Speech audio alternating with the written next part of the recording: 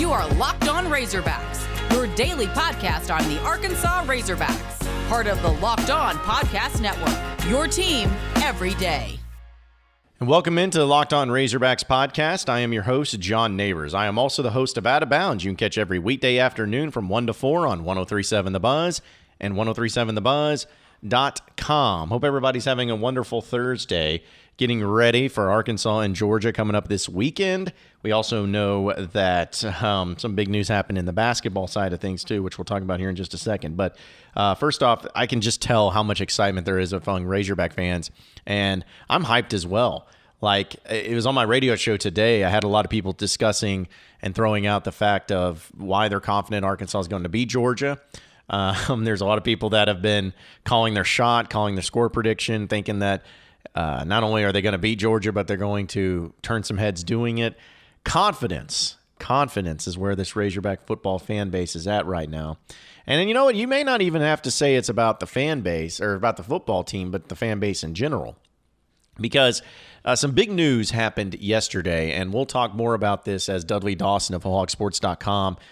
He'll be joining us here in just a little bit to talk more about it. But one of the things that Arkansas really had going for them and added to the next thing has been the fact that Nick Smith Jr., who is a 5-star basketball player out of the state of Arkansas, coming from North Little Rock, he's ESPN's number 6 player in the country. Depending on who you look at, he's a 5-star everywhere. So it's not like, one outlet has him really high and the other ones don't. He's a bona fide 5-star. And last night, he committed to Arkansas to play for Eric Musselman and the Razorback basketball team. He chose Arkansas over other places that he had offers from, like Kentucky, Kansas, North Carolina, Memphis, Baylor, Alabama, Auburn, Oklahoma, Oregon, Texas, Oklahoma State. Yeah, do those ring a bell? They probably should, because those are pretty good programs. And he chose Arkansas, chose Eric Musselman. And one of the things that was really cool is when he selected Arkansas, the coaching staff and the reactions that they gave on social media was pretty awesome. It was pretty awesome to see the fan reaction as well.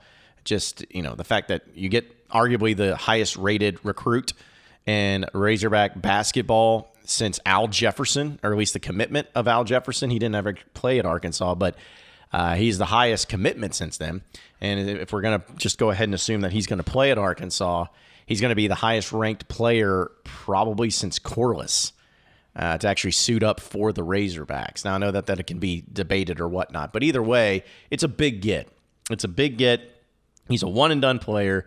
He's a player that, a lot of people didn't think Arkansas was in the mix until just over the past few months, and Musselman has done a really great job with it. And as great as that is, and it is great, and it's a great, but we got to see what he does as soon as he gets on the court and starts playing for Arkansas and see all that. But one of the things that stood out to me in the quote that he had, and this is coming from HawhogSports.com, was about the visit that he had.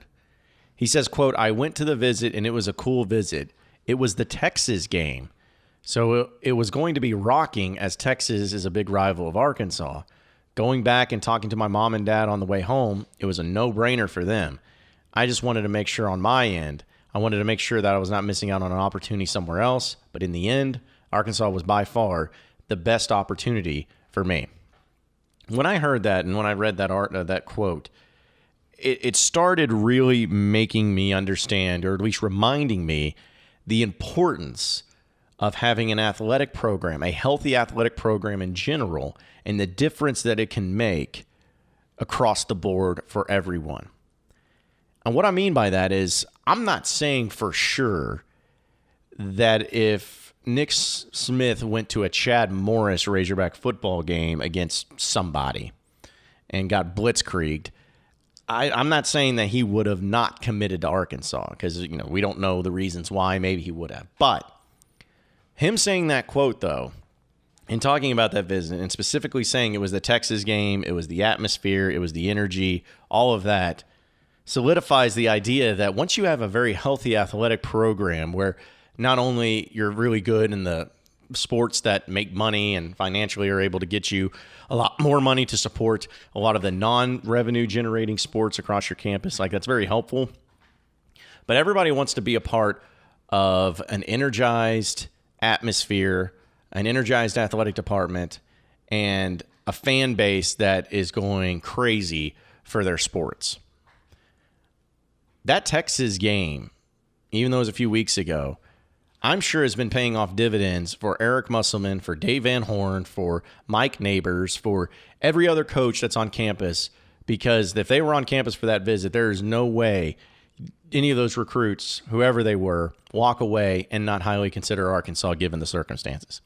It would be the same thing if Sam Pittman was having a big visit and when Arkansas plays Kentucky this year in basketball, and Sam Pittman brings his players, that are the guys he's wanting to come to Arkansas, to that game. There's no way that anyone's going to leave that game or leave that atmosphere saying, man, Arkansas might be the place to go. Like, same thing with baseball. Like, all of that, it all goes hand in hand. And so that's what can happen if you have a healthy program. That's the type of benefits that you can reward yourself and reward this fan base with when you have everything going on, when there is a rejuvenation of a program across the board. It'll help, no matter the sport. And so to hear Nick Smith say that, and to say that after his visit, that's when he made his decision, essentially. He's like, I just need to make sure, and after going on that visit, I found out. That's big time. And I'm sure that Eric Musselman will write a nice letter to Sam Pittman and thanking him for what he did and thanking him for the great start to the season and the excitement that comes along with it. So very exciting right now, and hopefully the excitement continues on. We'll talk more about that and, about the recruiting, about Nick Smith, and about Razorback football here in just a second. But first, I got to tell you about the great thing called Sweat Block. Listen, we all sweat. It sucks. No one wants to sweat. No one thinks sweating is attractive. It's nothing like that. But the worst part of it is when we're wearing shirts and the sweat is showing tremendously. It's aggravating and it's embarrassing. But luckily, Sweat Block is here to help you out. It's stronger and more effective than most clinical antiperspirants. All you do is simply apply it at night before bedtime.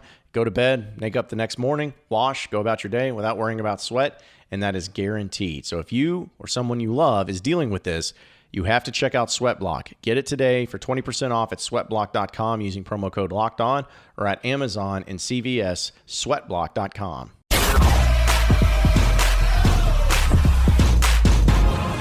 You are Locked On Razorbacks, your daily Arkansas Razorbacks podcast. We'll continue our discussion here in just a second on the Locked On Razorbacks podcast, but I got to say that this episode is brought to you by Rock Auto. Save time and money when using Rock Auto. It's a family business serving do-it-yourselfers for over 20 years. The prices are reliably low for every customer. They have everything you need: brake parts, tail lamps, motor oil, even new carpet. So go and explore their easy-to-use website today to find the solution for all your auto part needs at rockauto.com. And when you go there, be sure to write Locked On in the How Did You Hear About Us box so that they know that we sent you. Amazing selection, reliably low prices, all the car parts you'll ever need at rockauto.com. We were talking about Nick Smith committing to Arkansas and how big of a deal that is. And it is a big deal. And it's also another friendly reminder, just the talent, the high-level talent that is in the state of Arkansas in basketball. Like, Nick Smith is a guy, just going off of what people who are a lot more intelligent than I am, and as far as basketball goes and what type of player he can be, he's the type of guy that can make a difference immediately. A guy that if you need a shot, if you need a basket, if you need points, give it to him and he's going to find some way to do it. Like, he's that type of player. He's not perfect.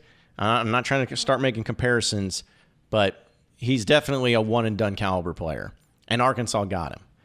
And I don't know if he, again, we don't know what all of the things that went into his mind of why he chose Arkansas, but it's a snowball effect. It's the snowball effect of what you have been able to have with Eric Musselman in recruiting, to where if you can prove, no matter who you are as a coach or as a school or program or whatnot, if you can prove that you can provide the greatest aspects and the most important aspects of basketball or football or whatever, people are going to flock to you. Moses Moody, 5-star, high 4-star, however you want to look at it, a player that could have gone anywhere in the country he wanted to go, but he chose Arkansas. He goes to Arkansas, has a phenomenal year, gets drafted first round in the NBA. He's playing with the Golden State Warriors. He's going to be great in the NBA. That right there proved that going to a place like Arkansas, Playing for a coach like Eric Musselman can pay off in dividends and get you to the next level. That's what that proved. Now you see Nick Smith, who probably took that into consideration and started thinking, I want to be a one-and-done player. I want to play in the NBA. And saw that Eric Musselman in Arkansas can do that for me because they did it for Moses, so I want to go there too. And then you add into another piece to where great players want to play with other great players. That's the name of basketball now. They want to team up. They want to be on the same team. And if people start choosing Arkansas and coming to Arkansas and they start seeing that there's a lot of players that are wanting to play with other great players at Arkansas, then you start having yourself a national championship caliber team. Then you start really putting the pieces together. Add a couple of transfers here and there, maybe some 3 or 4 year players, and voila. You got you a championship caliber basketball team at the college level.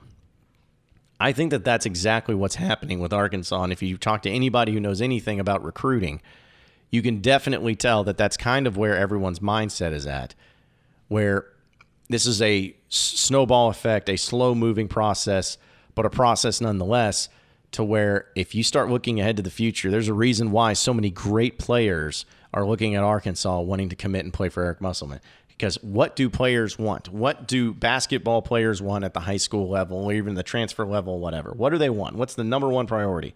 It's a very simple thing. Getting to the next level. Playing in the NBA. That's all they want. That's the main thing that they want. And they want to help go or be a part of whatever will help them get to that place. That's what they want. And that's what I feel like they're probably going to get if they continue to come and play at Arkansas and play for Eric Musselman. Nick Smith is just the beginning. He's just the beginning type of player where I think they're really going to start adding some guys. Maybe it'll be Jordan Walsh, the kid that's going up to prep school up in Springfield. Maybe he'll be the next addition to that as well. Talking with Dudley Dawson today, he said he felt very, very confident and liked really where Arkansas was at. So maybe that ends up being him. But either way, this is working. And this is working in the way that it needs to work in basketball on the college level right now. Keep it going. Keep it humble. Keep it straight. But keep it going. I can't wait to see what these guys will do once again on campus. And we haven't started this year yet because I think this year's basketball team, folks, is going to be even better than tomorrow or than next year's team. Or this year's team's better than last year's team is what I'm trying to say. Sorry. Yeah, I don't talk so good, but we'll see. Anyways, we'll see how that goes as well. Before we go into the final segment of the Locked On Razorbacks podcast, we're back and better than ever. All eyes are on the gridiron as teams are back on for another football season. As always, BetOnline is your number one spot for pro and college football action this season. With a new updated site and interface, even more odds, props, and contests, BetOnline is the number one source for anything football. Be sure to go and check it out for your 50% welcome bonus on your first deposit using promo code LOCKEDON. From football, basketball, boxing, right to your favorite Vegas casino games. Don't wait to take advantage of all the amazing offers for the 2021 season. BetOnline is the fastest and easiest way to bet on all your sports at betonline.ag, where the game starts. You are Locked On Razorbacks, your daily Arkansas Razorbacks podcast. All right, final segment of the Locked On Razorbacks podcast. We know that Arkansas and Georgia is coming up this weekend, and as I'm recording this podcast, I'm going to do something that I don't normally do, but I'm getting reports and I'm hearing things, and this is pure speculation as of right now. But if you listen to this later tonight or tomorrow, maybe the report will be confirmed one way or the other. But I'm hearing that JT Daniels is not going to play this weekend for Georgia. The quarterback. That's what I'm hearing right now. And again, I hate to speculate. I hate to do that, but it's coming from a pretty reliable source and a couple of people that actually know.